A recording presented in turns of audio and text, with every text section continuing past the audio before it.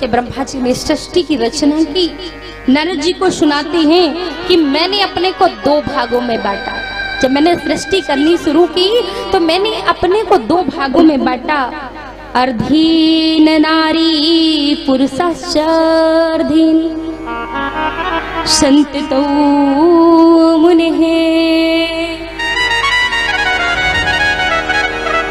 ब्रह्मा जी ने सृष्टि की, पहले वो मानसिक सृष्टि थी,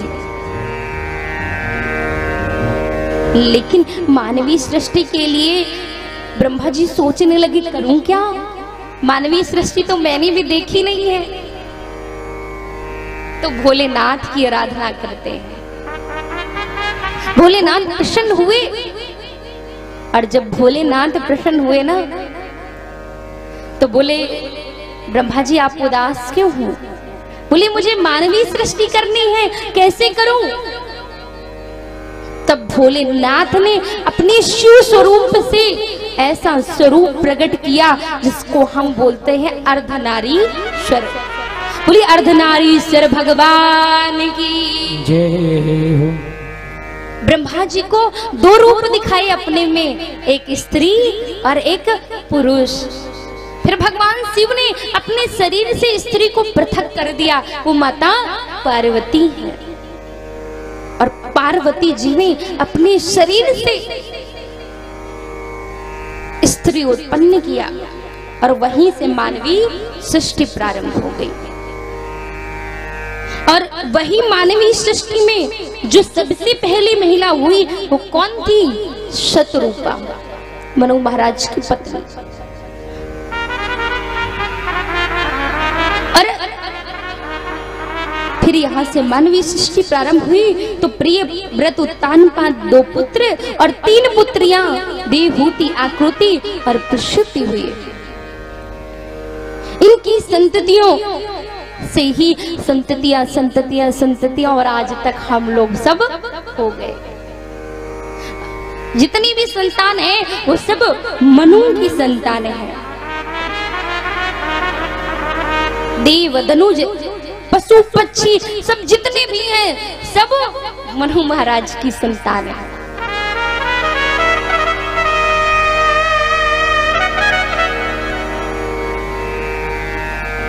इस प्रकार देवहूति का विवाह कदम ऋषि से कराया गया, आकृति का विवाह रुचि प्रजापति से कराया गया और प्रसूति का विवाह दक्ष प्रजापति से कराया गया।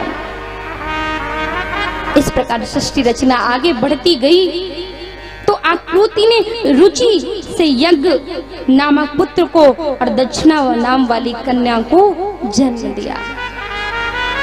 यज्ञ ने दक्षिणा से विवाह करके 12 पुत्रों को जन्म दिया। ये सृष्टि का क्रम है। और देवहूति ने कर्दम जी से विवाह करके 4 पुत्रों और 20 पुत्रियों को जन्म दिया। प्रसूति ने दक्ष प्रजापति से विवाह करके 24 पुत्रियों को जन्म दिया।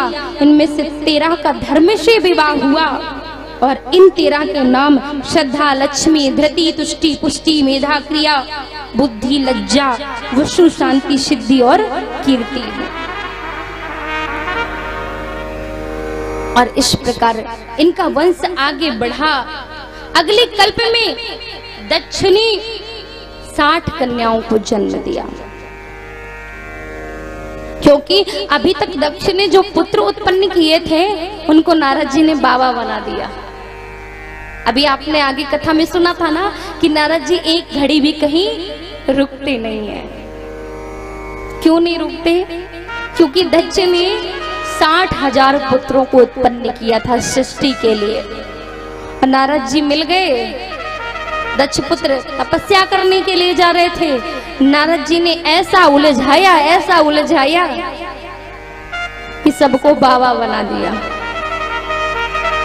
दक्ष को पता चला, दुख हुआ। अच्छा, जो जिस चीज का नशा करता है वो नशा दूसरे को भी सिखा देता है ना। यदि जुआ खेलने वाले के पास बैठोगे तो जुआरी बन जाओगे दूर से देखते देखते ही।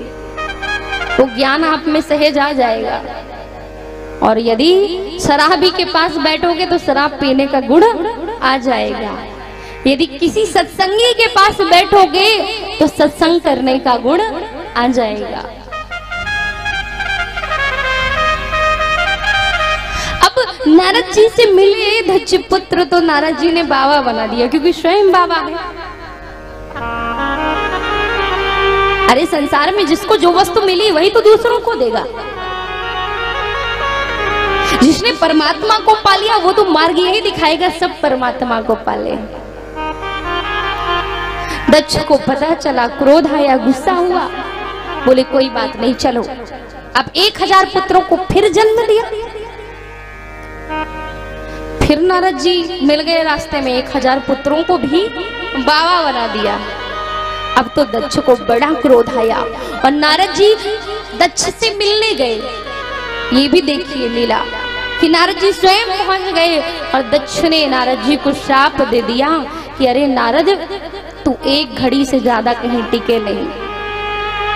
नारद जी ने कहा चलो ये भी अच्छा है, जहां जाएंगे वहीं बाबा बना देंगे, जहां जाएंगे वहीं सबको सत्संगी बना देंगे। तो नारद जी ने शाप अंगीकार कर लिया।